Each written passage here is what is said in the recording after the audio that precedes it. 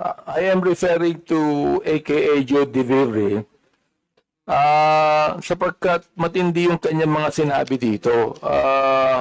Gusto ko talagang makita siya at makausap sapagkat dito minura niya ako. At ang sabi niya, panay kabubuhan sa quad. Sayang kuryente sa'yo. Huwag mo sa kanya. Ano yung pack you? Pack you. Hindi ko alam yung pack. Huwag mo na sabihin.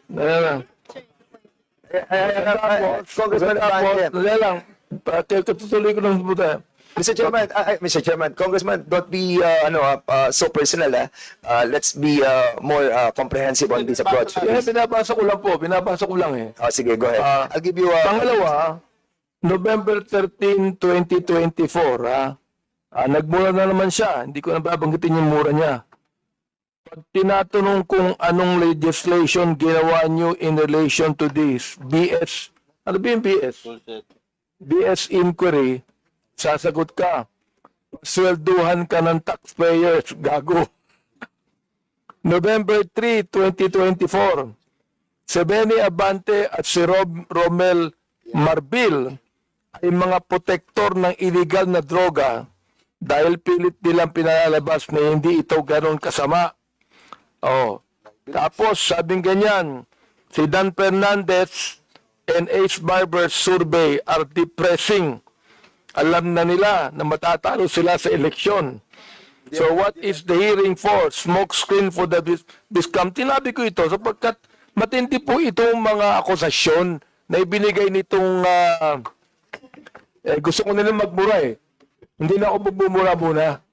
Oo. Kailangan po, itong mga to, ang tatapang nila eh. Ang tatapang sa pagmumura, nang wala tayong kalaban-laban. Ngayon, pag kaharap dito, hindi makaharap dito. Oo. Mga takot din pala yung mga yan eh. Please hold your fire, please. Hindi. I'm Just on the process of administrative, ano pa lang muna tayo, Congressman Abate. We can tackle that on the interpellation. Mr. Chair, gusto ko lang pong bagitin tong kanya excuse letter. Nakalagay dito, after meaningful consultation with my lawyers, gumaya pa na abogado. I have decided to respectfully decline. Respectfully? Minumura tayo, respectfully?